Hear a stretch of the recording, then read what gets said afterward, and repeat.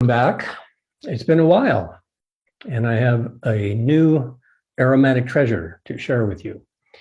This is a classic Floracopeia story. It has all the ingredients of what the vision and the mission of Floracopeia has been about for 20 years. So this oil is called Elsholtzia fruticosa. Well, it's not a very sexy name. We had to decide what we're going to call this oil because it's a world first. This is the first time this oil has been distilled. So we decided that we would go with the botanical name as opposed to a couple of its common names. And it comes from Bhutan, from the Himalayas, where it is called bush mint or shrubby mint. And the reason that I decided not to call it that is because it doesn't smell like a mint and it's not used like a mint. And so therefore, we decided just to go with the botanical name. Now, what is the story of the Elsholtzia?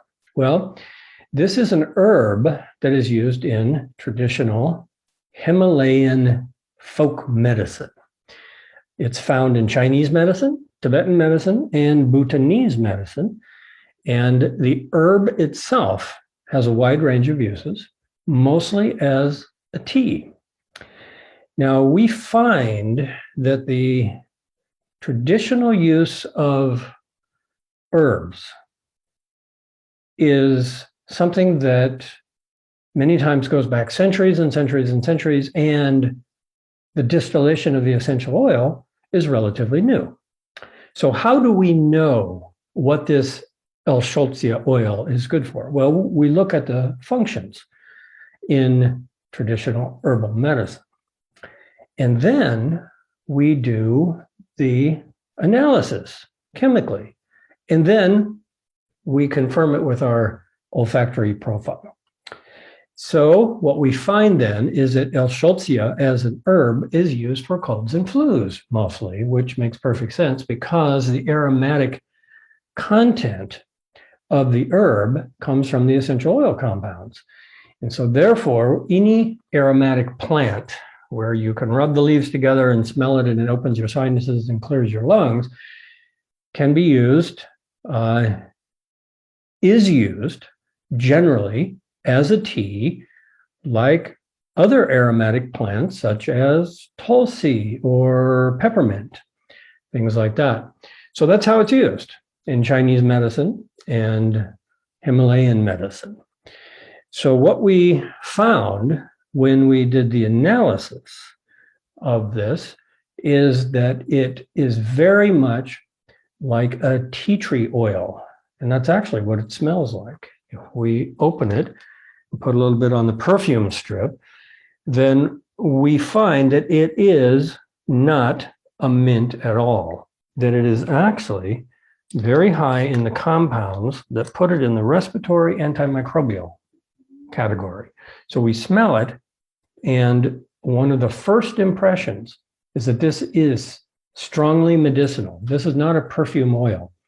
This is something that you would put in your diffuser with other things to kind of tone down the medicinal notes on it because it's quite pungent, not like a spice oil, but pungent in the same way that some of the antimicrobials are pungent, like tea tree.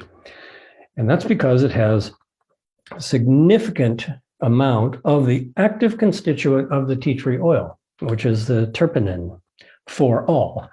And it is also very rich in the same compounds that we find in the respiratory oils, like the pinene from the conifer oils, and the compound that's the highest is actually eucalyptol, which is found in eucalyptus, of course. So the aromatic profile confirms you can actually smell those three major compounds, and that's its primary presentation to the nostrils. And from that, you can immediately get the sense that this is actually going to be really good for fighting colds and flus and opening the sinuses. So all of these oils then that I just mentioned that are closely related, the conifer oils and tea tree oil and eucalyptus oil, are also used not just for the sinuses and lungs, but also for atmospheric purification. And so one of the ways that you can use the Elsholtzia oil is to put it in the diffuser, and you can mix it with those other kinds of oils as well, like conifer oils. It will go very nicely with. And if you want to sweeten it up a little bit, put some of the flower oils like lavender and clary sage or any flower oil that you like. Now, another one of the primary compounds that I mentioned that is here is the pinene. And pinene is also found in fairly consistently high levels with frankincense oils. Okay, so now we're starting to see, well, how is this oil related to other kinds of oils and how can we use it? So if we look at its close relatives chemically, what we see is we can use the Elsholtzia oil for colds and flus in the diffuser, in the steam, in the chest compresses, and so forth. But we can also use it because of its high eucalyptol content in its similarity to conifer oils and eucalyptus, and we can put it in a massage oil for the joints, for musculoskeletal pain and inflammation. And then we can also include it for in the category of the frankincense oils for all of these purposes as well, because the frankincense oils are all good for the respiratory system and they're all good for the musculoskeletal system as well. So these are just a few of the things that we can say about this oil.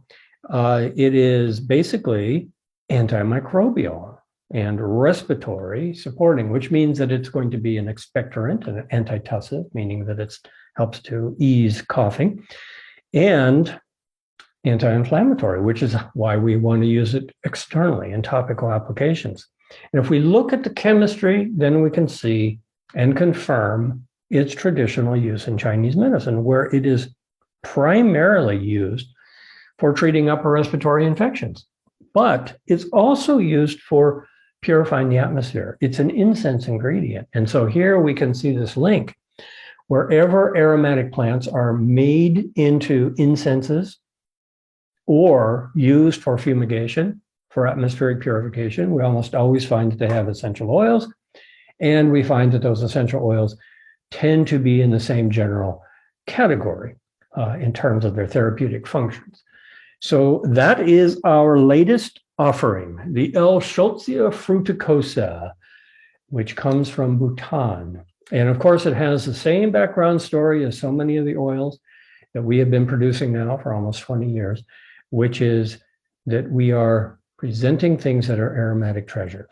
So even though this is not something really super exotic from the plant origin, like a rare agarwood tree from the Himalayas of Bhutan, it is from the Himalayas of Bhutan, and that's pretty exotic, but it's also distilled in very small batches from our distiller, Karma Tsetem. And if you look on our website, you can see the whole story. You can see the videos of how they harvested this and transported it to his still, and the distillation process was done. And it was done specifically for us. So Floracopeia is, again, announcing a world's first. This has been used. We have a background in herbal medicine, but this is the first time this essential oil is being offered. So check it out. I'm sure that you are going to get many benefits from it. You know a little bit about how to use it now from this short talk. There's a lot of information on the product page. And thank you for all your support over these many, many years that has enabled us to keep doing these kind of projects and supporting all the people who are doing it. Thank you.